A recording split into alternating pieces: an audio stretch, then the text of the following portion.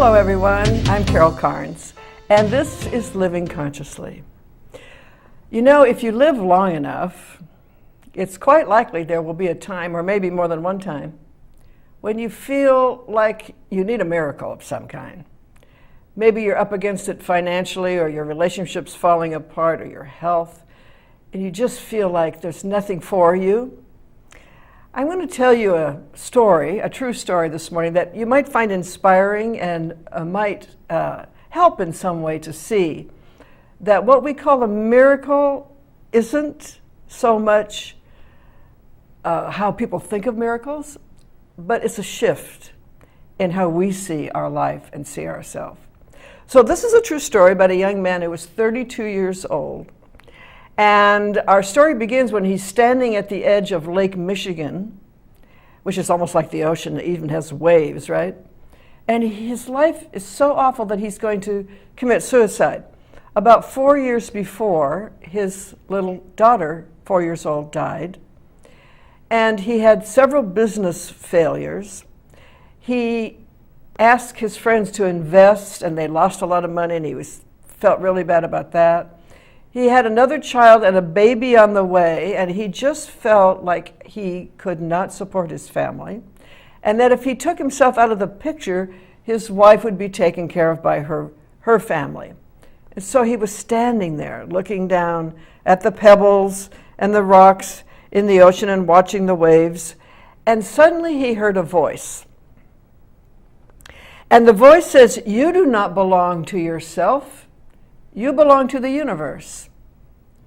And he quickly realized that the voice was his own, that it was coming from the depths of his soul, or you might even say from a higher intelligence that he was hooked into, which is how a lot of us see what the world calls God, is higher intelligence, universal, that we're all part of and that we can tap into. And sometimes we automatically tap into it in times of great desperation. And so he vowed to think for himself from that moment on. He vowed not to listen to everybody else about what he should or shouldn't be doing, but to be his own source and to tap into that universal intelligence, and to spend the rest of his life doing things that would affect humanity for the better. His name was Buckminster Fuller, who became one of the most celebrated people of the 20th century, a true visionary, a real genius. He received 23 patents. He wrote 28 books. Some of them I've read they're just wonderful. He received 47 honorary doctorates from various universities and colleges, and he won all kinds of architectural awards, mainly for his invention of the geodesic dome. Now, you know, the geodesic dome is a structure of interlocking geometric shapes that's virtually indestructible, and it has all sorts of benefits. It hasn't actually been exploited as it could have been yet, but it will be, because it's becoming known again as one way to build domiciles that could probably withstand hurricanes as the air flows over them, and for other reasons too. But here's the interesting thing. He saw the pattern for the geodesic dome when he was standing at the edge of the lake looking at the pebbles. There was something about the configuration of the pebbles that triggered something in his mind, and years later it came to him how to construct that shape that would be so beneficial to mankind. And it went on to be, I think, at the World's Fair, and one of the World's Fairs, there was the big geodesic dome. So here's the great lesson for us. You and I are channels for life, with a capital F, through which the universal creative force finds expression. You and I are the way that the greater intelligence can express itself individually and create diversity, create evolution, because evolution comes from ideas, and ideas come from an innovative mind. An innovative mind is hooked in to that universal genius, if you will. You know, it was Emerson who said, when it breathes through the intellect, it's Jesus. And when it comes through our affections, it's love.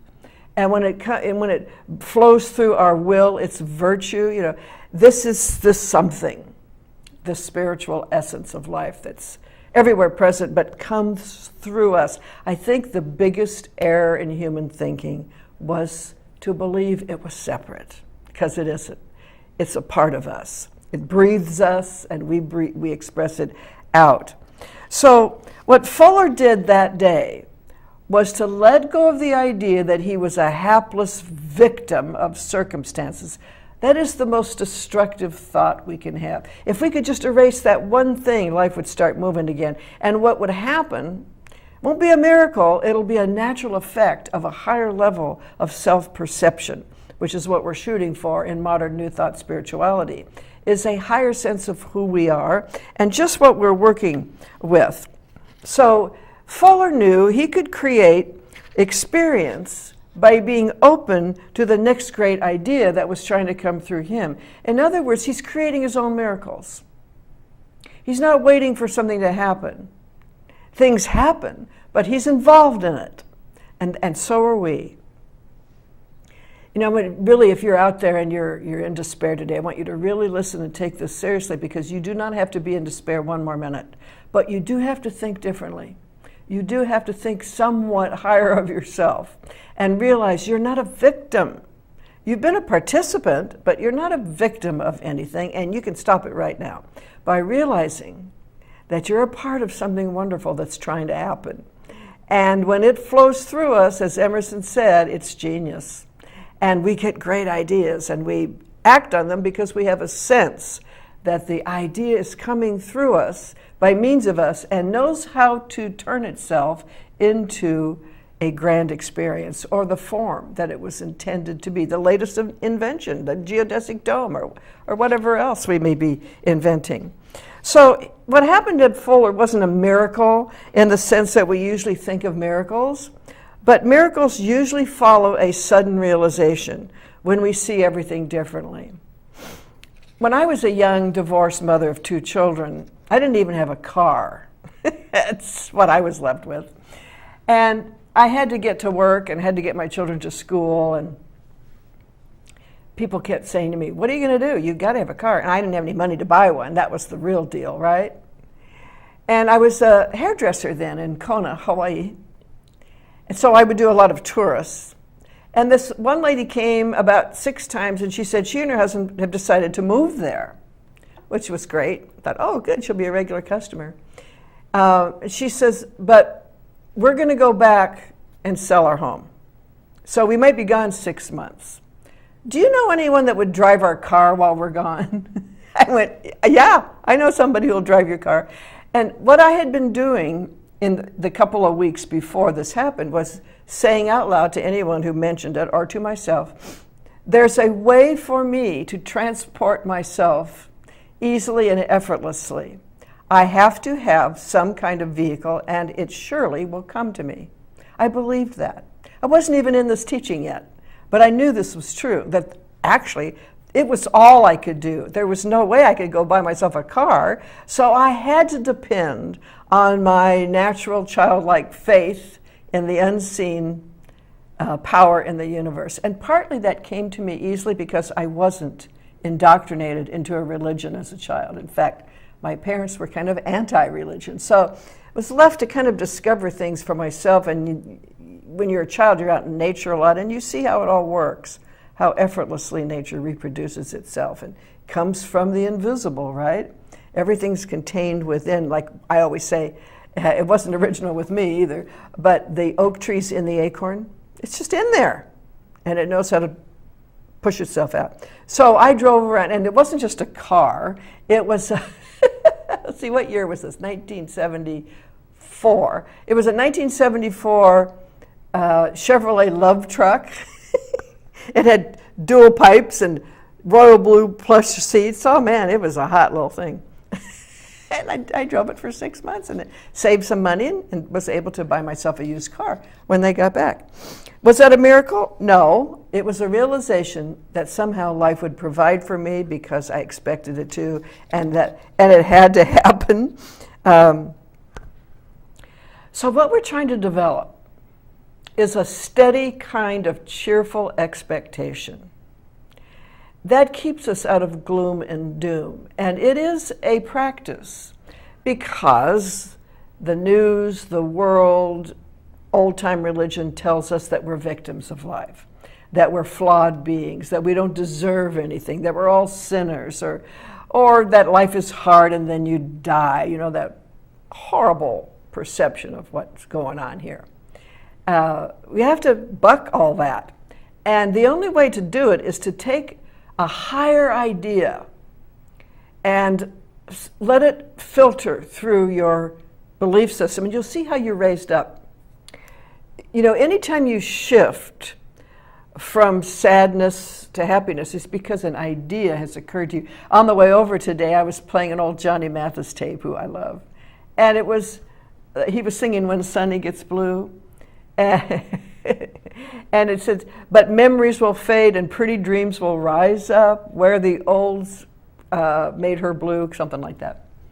Yeah, a higher idea, a new idea, an idea of love or hope or beauty or possibility erases in the moment all of that fear and negativity. It's just gone. And it's like bringing a light into a dark room. It just dispels it. It's like the darkness never existed. It's not real. It's a temporary thing. And when light comes in, boom, there's no more darkness. And it's a very good analogy to the mind, that what makes us sad and unhappy and scared and wanting to kill ourselves or whatever are ideas, nothing else. It's not what happened. It's your ideas about them. You know, the Chinese say, there's a saying that opportunity and crisis, they have the same sign in Chinese written language. The word for opportunity, the word for crisis is the same. Well, it's the yin and the yang, right? It's the polar opposites is better than yin and yang. That inherent in the crisis, there's that opportunity. Fuller saw it and got it in the moment, and so can we. We have to ask ourselves, why do we allow our mind to wallow in the dark, to fear, and to slip into depression or despair? It's very simple. We're being lazy. I know, I don't mean that to sound harsh, but we're not taking care of our inner life. We're ignoring it. Now, it could be that you don't know you had one, because a lot of religions tell you don't go there. I remember when I first started meditating in 1974, I actually had people of the Christian faith tell me that meditation was of the devil, which I would just laugh. I said, first of all, there's no such thing as the devil, but second of all, you actually are afraid of going within. Someone taught you that. That doesn't come naturally. Children are constantly daydreaming and going within and, you know, wool gathering, but it's a healthy thing to do. So what happens when we turn within, if unafraid, we meet the genius, we meet God, we meet the higher self. And so we're going to talk more about that in the next part of our program. Right now it's our break, and we're happy to have a break because we have wonderful sponsors who want to share what they have for you. So take a listen and come right back. We'll be here.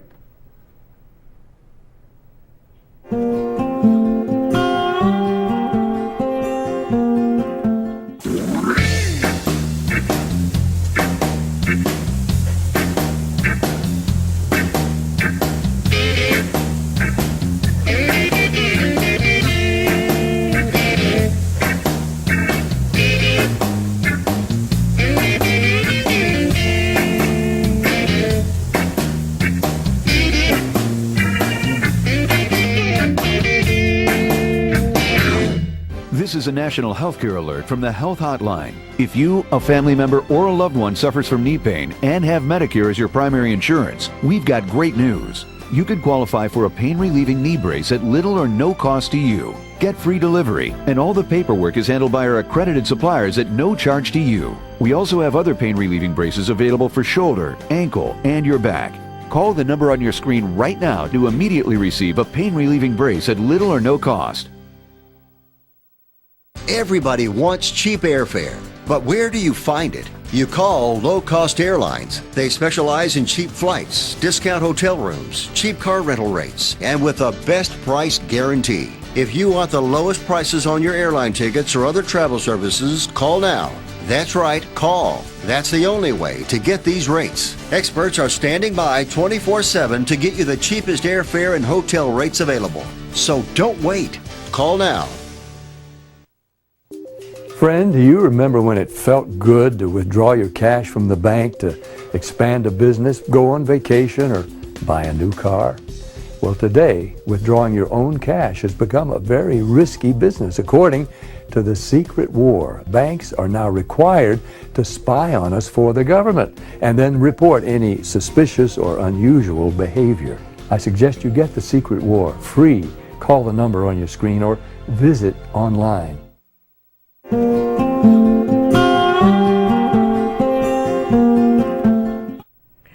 Hi again, we're back. I'm Carol Carnes, and this is Living Consciously. Well, today we've been talking about making miracles, which really are ordinaries, but they seem like a miracle when you've been down and out and in despair, or maybe even suicidal. And then something happens within you and you realize, I don't have to feel this way. And something triggers that almost childlike, cheerful expectation of hope, perhaps. Maybe it's just hope, or maybe it's a deeper knowing. There's a good for me and I ought to have it, which is the running theme of humanity, whether you know that or not. That's what everybody's doing. That was said by Emma Curtis Hopkins, a wonderful teacher of the 1800s. She said, everyone's saying the same thing. There's good for me and I ought to have it. But the trouble starts when you don't know how to get it. And the truth is, you don't get it, you manifest it. It comes through us. And it feels like a miracle when it's something that we desperately needed and we had no way to get it financially or in any other way, and it comes. And I just related a story about how when I was a young divorced mother, I needed a car and I manifested one through someone I didn't even know who was going away for 6 months and asked if I knew anyone who would drive her car. So there you go. You can see the whole program on YouTube next week. But this sense that we're caught, that there's no way out, is just dead wrong. And it is a perception that a friend of mine calls squirrel caging. Imagine squirrels in a cage, probably fighting to get out, right?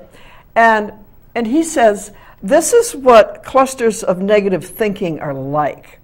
They get caught up in your mind and they just go round and round and round and round. And it happens, for example, when we feel wronged by someone, or someone's insulted us. Have you been insulted lately? When you make a mistake and you embarrass yourself, I mean, that's another way to just gather in negativity and get it moving around in your mind. It takes up a lot of space. Or have you ever just developed a strong dislike to someone you don't really know why, and you find yourself criticizing everything they do? Maybe you don't even know them that well. Maybe it's a public figure. I've certainly done that. And in my business, where I'm in front of people telling them how to live their lives, I get a lot of criticism. And you can't take it in. It has to roll off of you. And if there's good advice in it, great. There usually isn't. But if there is, use it. Squirrel caging.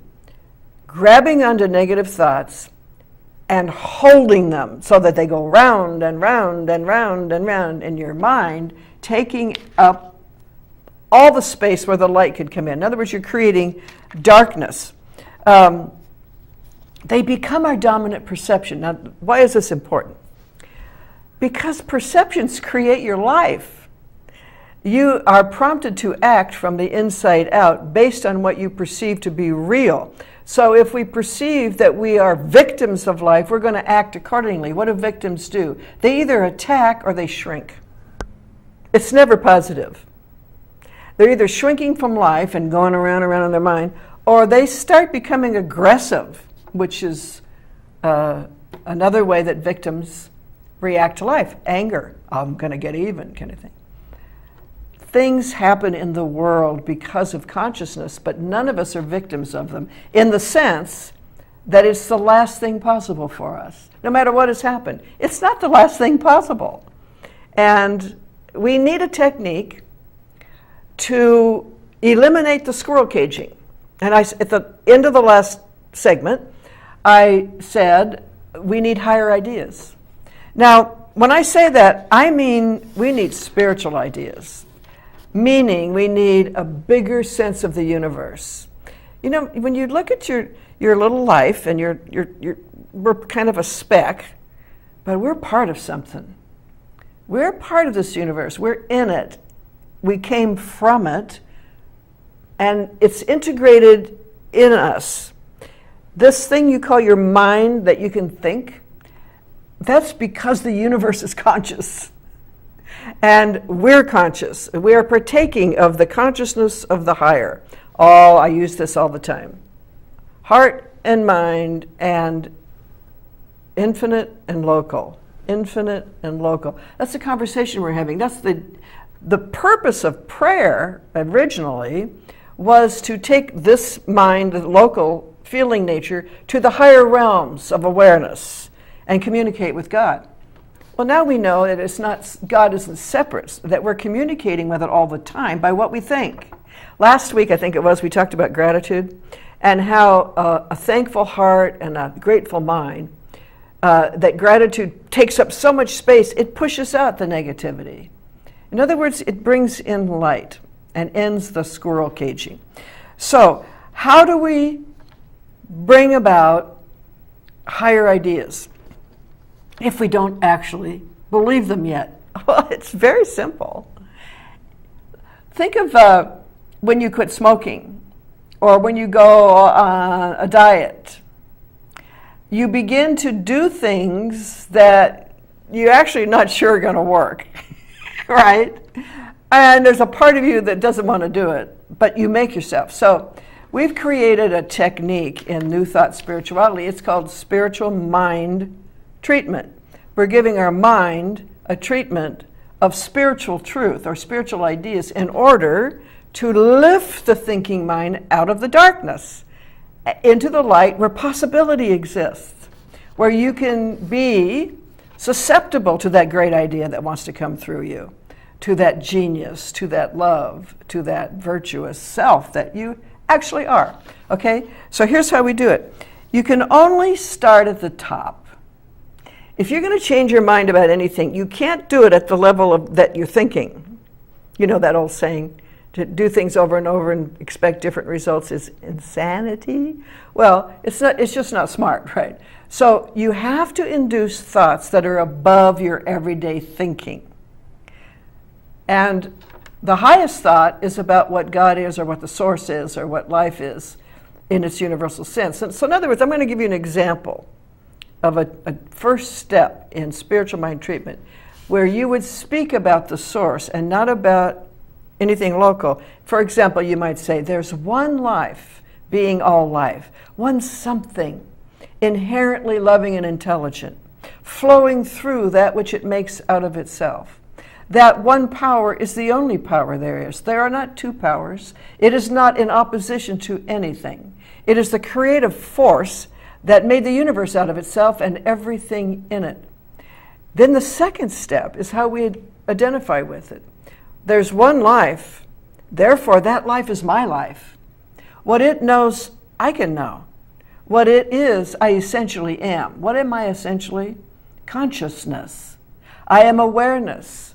I am a being that thinks. How can I think? Because the universe is conscious. I am one with God.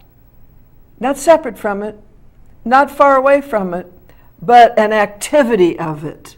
And I am an activity of life, producing itself by means of me, giving life diversity and individuality by means of my life, my choices, what I'm doing. That's the second step. And the third step is the realization that comes from that. So I'm simplifying it, of course, and there's many ways to talk about this. It's very effective to get rid of the squirrel caging. So there's one life being all life.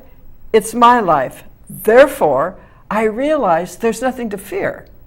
That all I need is a better idea, and I have them now. I open up my heart and mind to the flow of great ideas peculiar to me, particular to me, ideas that are mine to express in my work, in my relationship, in my world, in everything I do. So the first step is to recognize what source is. The second step is to identify yourself with it. And the third is an automatic response where you realize something and you begin to make miracles. That's how it works. And it's flawless. It works for everybody the same way. So we induce ideas that are greater than the ideas we are currently having. And there's a trickle-down effect, if you will, that let's call it the light. It begins to fill our body. It begins to fill our mind. It eliminates the squirrel caging. Those clusters of negative thoughts just can't live in the presence of that kind of power and that kind of light. They dissolve. And then we become open to what wants to happen. This isn't magic, but it feels like it sometimes. Like when I manifested that car, it came to me because I needed it and I expected it. I could give you story after story after story of my own personal life where those things have happened to me. Many people say, oh, that's a miracle. No, it's just the way life works. It works according to our perception of it. So if you'd like to know more about this, join us some Sunday morning. You know, we have a wonderful Sunday gathering at the community center in the little town of Mesilla. And we do meditation. I do a talk, something like this, and then we discuss it. It's very informal, but very deep. And if you're looking for a way to turn your thinking around, turn your life around, this is it for you. You don't need a lot of ritual. You just need some clear ideas about how to use your mind in a very creative way. We're on YouTube too. You know, you can tell your friends, like if they don't get Channel 98 in Las Cruces, or they live in Canada like a lot of my friends do, that we're on YouTube and we put a new show up weekly. So spread the word. Also, I just wanted to mention that I am available to officiate at weddings. I love doing them, indoors, outdoors. I customize the service for you. I'll write it with you or write one for you. So give me a jingle or get on my email, carolcarnes.com is my website, and ccarnes7@gmail is my email. So until we meet again, think highly of yourself, love yourself, and watch the miracles start to happen. Stay tuned in.